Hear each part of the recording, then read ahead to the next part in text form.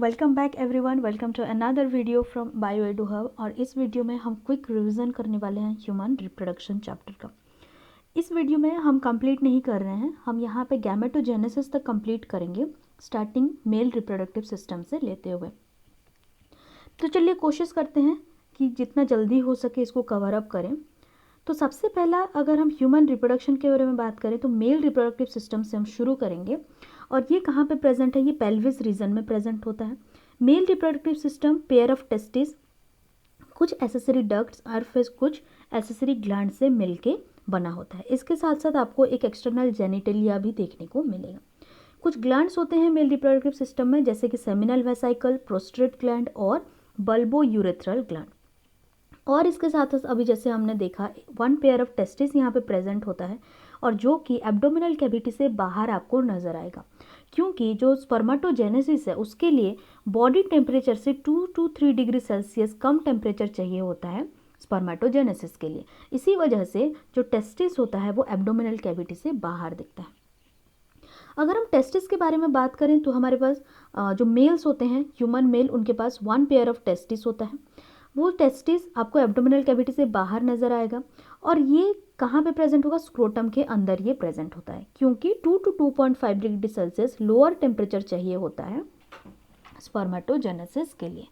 Next क्या है? अगर इसके स्ट्रक्चर के बारे में हम डिटेल में बात करें तो ईच टेस्टिस में आपको 250 कंपार्टमेंट्स मिलेंगे, और इन्हीं कंपार्टमेंट को क्या बोला जाता है? Testicular lobules.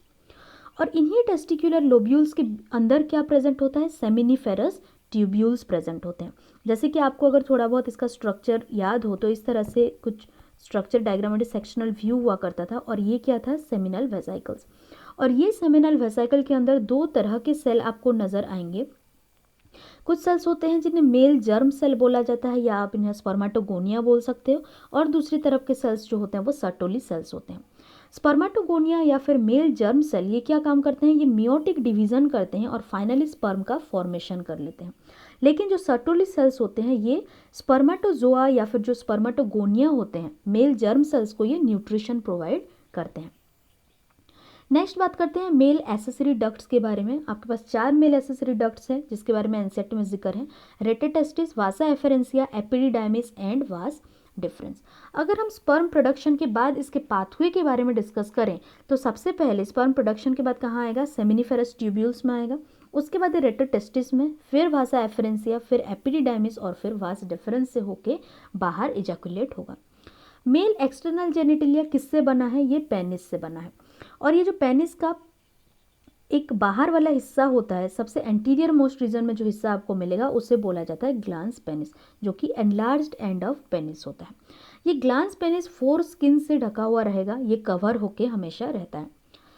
नेक्स्ट बात करते हैं मेल एसेसरी ग्लैंड्स के बारे में, जो कि 1 पेयर ऑफ सेमिनल वेसाइकल होता है, एक प्रोस्टेट ग्लैंड होता है, और 1 pair of bulbo urethral gland होता है। ये था मेल रिप्रोडक्टिव सिस्टम के बारे में। नेक्स्ट मूव करते हैं फीमेल रिप्रोडक्टिव सिस्टम। इस फीमेल रिप्रोडक्टिव सिस्टम में क्या प्रेजेंट होता है? 1 पेयर ऑफ ओवरी होता है, एक पेयर ऑफ ओविडक्ट होता है जिसे आप फेलोपियन ट्यूब भी बोलते हैं। उसके बाद एक यूटेरस होता है, वेजाइना होता है, external genitalia and memory glands present होते हैं। यहाँ पे जो ओवरीज होते हैं वो प्राइमरी सेक्स ऑर्गन होते हैं। इसके साथ साथ oviduct, uterus, vagina and external genitalia ये सारे के सारे एसेसरी पार्ट्स होते हैं, और इनमें से एक्सटर्नल जेनिटेलिया को अगर हम छोड़ दें तो बाकी तीनों क्या काम करते हैं? ये एसेसरी डक्ट्स की तरह काम करते हैं। Next 1 pair of mammary gland present होता है, जो कि सेकेंडरी सेक्सुअल कैरेक्टरिस्टिक्स होता है। नेक्स्ट बात करते हैं ओविडक्ट और फेलोपियन ट्यूब के बारे में। इसका 3 पार्ट होता है, infundibulum, ampulla and isthmus. Infundibulum के पास फिम्बरी होता है, जो क्या काम करता है? जैसे ही ओवरी से एग रिलीज होता है तो वो उसको रिसीव कर लेता है और आगे इसको मूव करने में हेल्प करता है। इस्थमस का काम क्या है? ये वो पार्ट है फेलोपियन ट्यूब का या ओविडक्ट का जो कि यूटेरस के साथ ज्वाइन होता है, और मिडिल वाला पार्ट जिसे आप एम्प्यूला बोलते हो। नेक्स्ट यूटेरस क्या है? ये सिंगल नंबर में प्रेजेंट है, इसको आप ऊम्ब भी बोलते हो। ये किस तरह का शेप रखता है? ये इन्वर्टेड पियर शेप रखता है, और इनके पास 3 लेयर प्रेजेंट होते हैं यूटेरस में। सबसे बाहर वाला जो लेयर होता है उसको पेरीमेट्रियम बोलते हैं, मिडिल वाला जो लेयर है उसको मायोमेट्रियम बोलेंगे, और जो इनर मोस्ट लेयर होगा उसे हम एंडोमेट्रियम बोलते हैं। अगर फीमेल जेनिटल एक्सटर्नल जेनिटलिया के बारे में बात करें तो इनमें कौन कौन से स्ट्रक्चर्स होते हैं? सबसे पहला मॉन्स प्यूबिस, फिर labia minora, labia majora, hymen और क्लिटोरिस देखने को मिलता है। ह्यूमन में जो मैमरी ग्लैंड्स होते हैं वो 1 पेयर प्रेजेंट होते हैं ह्यूमन फीमेल में। इसके पास क्या होता है, ये ग्लैंडुलर टिश्यू से बने हुए होते हैं और यहाँ पे वेरिएबल अमाउंट ऑफ फैट देखने को मिलेंगे। ईच मैमरी ग्लैंड में 15 to 20 मैमरी लोब्स देखने को मिलेंगे और उन लोब्स के अंदर क्या प्रेजेंट होता है, एल्वियोलाई प्रेजेंट होता है। एल्वियोलाई वो छोटे छोटे सेल्स होते हैं, वो स्ट्रक्चर्स होते हैं जहाँ से कि मिल्क का सिक्रीशन होता है। अगर हम मिल्क सिक्रीशन के बारे में बात करें तो ये सिक्रीट कहाँ हो रहा है, एल्वियोली के अंदर हो रहा है। इसके बाद ये कहाँ पे जाएगा, मेमोरी ट्यूब्यूल्स में जाता है। मेमोरी ट्यूब्यूल्स के बाद ये मेमोरी डक्ट में जाएगा, फिर मेमोरी एम्प्यूला में जाता है और फाइनली बहुत सारे मेमोरी एम्प्यूला मिलके एक लैक्टिफेरस डक्ट का फॉर्मेशन करते हैं जो निप्पल के थ्रू बाहर आता है। नेक्स्ट बात करते हैं स्पर्माटोजेनेसिस के बारे में। स्पर्माटोजेनेसिस मेल रिप्रोडक्टिव का पार्ट है। ओके, मेल में स्पर्माटोजेनेसिस आपको देखने को मिलेगा टेस्टिस के अंदर। यहाँ पे स्पर्माटोजेनेसिस कब स्टार्ट होता है, ये प्यूबर्टी के टाइम ये स्टार्ट होगा। प्यूबर्टी के टाइम पे जितने भी स्पर्माटोगोनिया सेल्स होंगे वो सारे के सारे डिप्लॉयड सेल्स होंगे, 2n होगा उनके पास, और उनमें क्या होगा, माइटोसिस होगा। माइटोसिस होकर सबसे पहले स्पर्माटोगोनिया अपना नंबर इंक्रीज करेगा और क्या बनाएगा, कुछ प्राइमरी स्पर्माटोसाइट का फॉर्मेशन होगा और यही primary spermatocyte first meiotic division complete करेंगे और ये किस में कन्वर्ट होंगे, सेकेंडरी स्पर्माटोसाइट में। सेकेंडरी स्पर्माटोसाइट में फर्दर सेकेंड मियोटिक डिवीजन होगा और अब क्या बनेगा, अब स्पर्माटिड्स बन जाएंगे। जितने भी स्पर्माटिड्स बनेंगे उसका शेप ऑलमोस्ट सर्कुलर शेप का होता है और आप जानते हैं जो स्पर्म का शेप होता है वो स्पून लाइक शेप होता है। तो इसी स्पर्माटिड्स को अब क्या होना है, डिफ्रेंशिएट होना है और डिफ्रेंशिएट होने के बाद ये फाइनली स्पर्माटोजोआ का फॉर्मेशन करते हैं और यही जो स्पर्माटोजोआ होते हैं आप इन्हें स्पर्म बुलाते हो। और ये अभी जो स्पर्म का फॉर्मेशन हो गया ये कहाँ से रिलीज होंगे, ये सेमिनिफेरस ट्यूब्यूल से रिलीज हो जाएंगे through the process of spermiation. Spermiation वो प्रोसेस होता है जो कि सेमिनिफेरस ट्यूब्यूल से स्पर्म्स का रिलीज होगा। अब हार्मोनल रेगुलेशन के बारे में बात करते हैं, किस तरह से ये स्पर्माटोजेनेसिस हार्मोनली रेगुलेट होता है। जीएनआरएच के बारे में आप जानते हैं जिससे कि एक हाइपोथैलेमिक हार्मोन है, गोनाडोट्रोपिन रिलीजिंग हार्मोन। ये एंटीरियर पिट्यूटरी को इंड्यूस करता है प्यूबर्टी के टाइम पे। जैसे ही एंटीरियर पिट्यूटरी को इंडक्शन मिलेगा इससे 2 हार्मोन रिलीज होते हैं, एक एलएच होगा और दूसरा एफएसएच होगा। एलएच लेडिक सेल्स को जाके स्टिमुलेट करता है और जो एफएसएच होते हैं वो सर्टुली सेल्स को जाके स्टिमुलेट करते हैं। ये जो लेडिक सेल है ये एक हार्मोन का प्रोडक्शन करेंगे जिससे एंड्रोजेंस बोला जाता है और ये एंड्रोजेंस स्पर्माटोजेनेसिस में हेल्प करते हैं। एक बहुत ही इंपॉर्टेंट एंड्रोजन के बारे में आप जानते हो जिससे बोला जाता है टेस्टोस्टेरॉन। टेस्टोस्टेरॉन सिर्फ एक ग्रुप है एंड्रोजन का, इसी तरह से बहुत सारे एंड्रोजेंस आपको देखने को मिलेंगे लेकिन मोस्ट इंपॉर्टेंट कौन सा है, टेस्टोस्टेरॉन।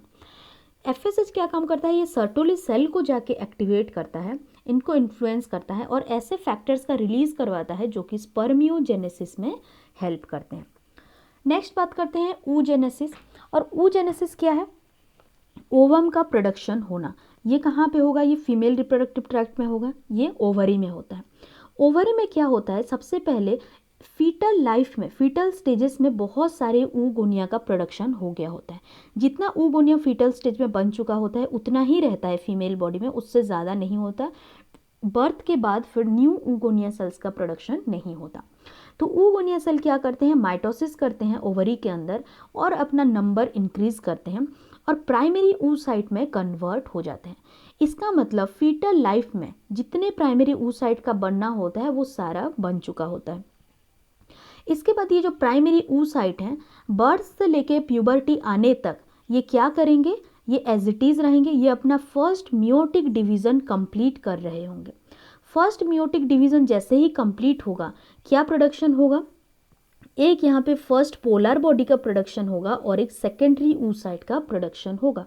उसके बाद ये जो सेकेंडरी oocyte होता है जिससे कि नॉर्मली इसी को ओवम बोल दिया जाता है, ये सेकेंडरी oocyte क्या करेगा, जैसे ही प्यूबर्टी आता है तो ओवरी से एक एक सेकेंडरी oocyte बाहर आ जाते हैं, या अगर मैं और अच्छे से क्लियर करूं तो एक एक ओवम ओवरी से बाहर आएंगे और फैलोपियन ट्यूब से मूव करेंगे। अगर फर्टिलाइजेशन हो गया तो डेफिनेटली अब क्या होगा, अब यहाँ पे जो फर्स्ट मियोटिक डिवीजन का कंप्लीशन हुआ था, अब अगर फर्टिलाइजेशन हो गया, स्पर्म का एंट्री स्टार्ट हो गया तो यहाँ पे सेकेंडरी मियोटिक डिवीजन स्टार्ट होता है। अगर स्पर्म का एंट्री नहीं होता है फर्टिलाइजेशन अगर नहीं होता है तो ये सेकेंडरी oocyte या फिर जो ओवम है ये डीजेनरेट हो जाता है फैलोपियन ट्यूब में। ये जब सेकेंड मियोटिक डिवीजन कंप्लीट करेंगे तो क्या बनाएंगे, सेकेंडरी पोलर बॉडी का फॉर्मेशन होगा और ये जो स्ट्रक्चर बनेगा फाइनली, ये जो न्यूक्लियस बनेगा ये स्पर्म के साथ फ्यूज हो जाएंगे। अगर हम डिटेल में प्राइमरी oocyte और इसका डेवलपमेंट के बारे में बात करें तो सबसे पहले हमने क्या देखा था, कुछ oogonia सेल्स थे और oogonia सेल प्राइमरी oocyte का फॉर्मेशन करते थे। तो प्राइमरी oocyte से सेकेंडरी oocyte का बनना ये एक लार्ज प्रोसीजर है, इसके अंदर बहुत सारे स्टेप्स आते हैं। जैसे कि प्राइमरी oocyte के ऊपर कुछ ग्रैन्युलर सेल और ग्रैन्युलोसा सेल्स का कवरिंग हो जाता है और कवरिंग होने के बाद इसे आप क्या बोलते हो, प्राइमरी फॉलिकल बोल देते हो।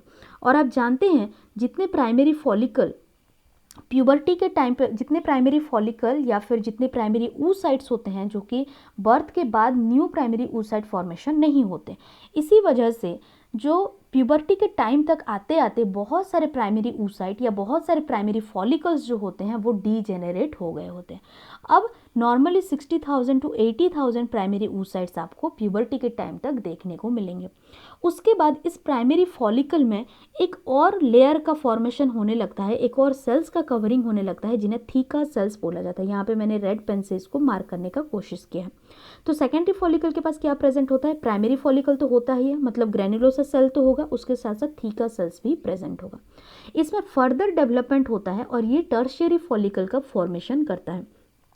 टर्शियरी फॉलिकल में क्या होता है, सेकेंडरी फॉलिकल के ऊपर ये जो थीका लेयर प्रेजेंट होता है, थीका सेल्स जो प्रेजेंट होता है, ये फर्दर डिफरेंशिएट हो जाते हैं theca interna and theca externa में। अब इसके अंदर जो प्राइमरी oocyte प्रेजेंट हुआ करता था, इसमें फिर से म्योटिक डिवीजन होता है और ये सेकेंडरी oocyte में कन्वर्ट हो जाता है। मतलब टर्शियरी फॉलिकल के अंदर सेकेंडरी oocyte प्रेजेंट होगा, थीका एक्सटर्ना होगा, थीका इंटरना होगा, उसके साथ साथ क्या प्रेजेंट होगा, एक एंट्रम प्रेजेंट होगा। एंट्रम क्या है, ये गैप है और ये एक कैविटी है जिसे कि एंट्रल कैविटी भी बोल दिया जाता है। ये tertiary follicle finally Graafian follicle में मैच्योर हो जाते हैं और यहाँ पे आपको एक मैच्योर ग्राफियन फॉलिकल का डायग्राम भी दिख रहा होगा। यहाँ पे देखिए सबसे आउटर मोस्ट लेयर जो कि टर्शियरी फॉलिकल में हुआ करता था, थीका एक्सटर्ना, उसके बाद नेक्स्ट थीका लेयर जिसे कि थीका इंटरना बोल दिया जाता है। उसके बाद कुछ ग्रैन्युलोसा सेल्स आपको देखने को मिल रहे होंगे यहाँ पे। उसके बाद ग्रैन्युलोसा सेल्स के अंदर क्या प्रेजेंट होगा, सेकेंडरी oocyte प्रेजेंट होगा और इस सेकेंडरी oocyte के ऊपर जो कवरिंग था, जो ग्रैन्युलोसा सेल्स का कवरिंग था, ये फर्दर डिफरेंशिएट होता है और सबसे बाहर वाला जो लेयर होता है उससे आप बोल देते हैं कोरोना रेडिएटा और उसके नीचे जो सेकेंडरी oocyte का एक्चुअल सेल मेम्ब्रेन होता है वो जोना पेल्यूसिडा कहलाता है। जोना पेल्यूसिडा का लेयर थोड़ा सा थिक नजर आएगा आपको। उसके बाद ये जो सेकेंडरी oocyte है ये एंट्रल कैविटी में और ये जो ग्रैन्युलोसा सेल्स है ये कंटिन्यूअसली इसको अटैच करके रखते हैं और ये फाइनली आपको सेकेंडरी oocyte और ओवम देखने को मिलेगा। सो ये था आपका एक क्विक रिवीजन, जितने भी इम्पॉर्टेंट पॉइंट्स थे male reproductive system, female reproductive system and gametogenesis का मैंने यहाँ पे डिस्कस करने का कोशिश किया है। नेक्स्ट वीडियो में हम फर्दर मूव करेंगे menstrual cycle, structure of sperm और उसके बाद फर्टिलाइजेशन के बारे में हम एक क्विक रिवीजन करेंगे। So thank you very much for watching this lecture.